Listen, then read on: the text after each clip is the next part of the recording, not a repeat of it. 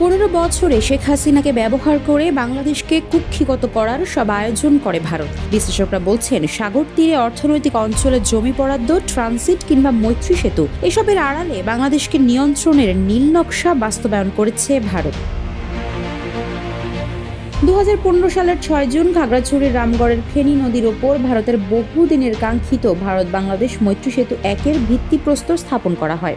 133 কোটি টাকার সেতুর পুরো ব্যয় বহন করে ভারত। 2021 সালের 9 মার্চ ভার্চুয়ালি এই সেতু উদ্বোধন করেন দুই দেশের প্রধানমন্ত্রী। ভারতের পূর্ণ সুবিধার জন্যই সেতুর পাশে তৈরি করা হয়েছে রামগড় স্থলবন্দর। এই সেতুকে পুরোপুরি কাজে লাগাতে 1107 কোটি টাকা ব্যয়ে বারৈয়াহাট রামগড় 38 কিলোমিটার 4 লেনের কাজ চলছে জোরে সোরে। মৈত্রী সেতু পর্যন্ত যোগাযোগকে সহজ করার জন্য পাহাড় ভেদ করে তৈরি করা হচ্ছে এই সড়কগুলো। এই সড়ক ঢাকা চট্টগ্রাম মহাসড়কের সঙ্গে যুক্ত হয়েছে।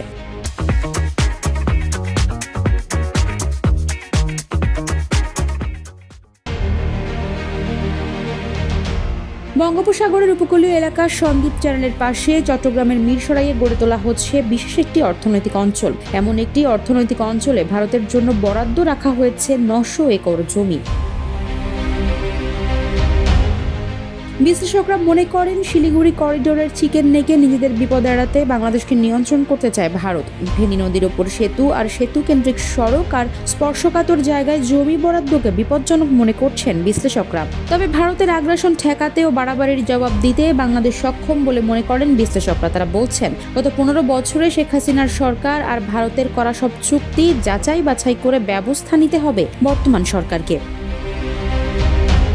ছাত্র জনতার অভ্যুত্থানে শেখ হাসিনার পতনের মধ্য দিয়ে বাংলাদেশের উপর ভারতের একচেটিয়া আধিপত্য খর্ব হওয়ার সুযোগ তৈরি হয়েছে। বাংলাদেশের উপর নির্ভর করে ভারতের যেসব কৌশলগত পরিকল্পনা ছিল সেগুলো নিয়েও অনিশ্চয়তা তৈরি হয়েছে। এ কারণেই ভারত হাসিনার পতনকে স্বাভাবিকভাবে গ্রহণ করতে পারেনি। বাংলাদেশের পরিস্থিতি নিয়ে ভারতীয় গণমাধ্যমে নানা ধরনের অপপ্রচার ও অতিরঞ্জিত খবর প্রচার করা হচ্ছে।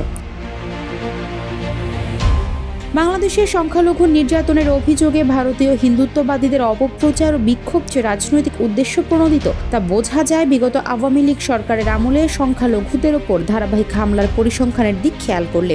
এসব কিছুই করা হচ্ছে সাম্প্রদায়িক উত্তেজনা তৈরি করে রাজনৈতিক ফয়দা হাসিলের জন্য।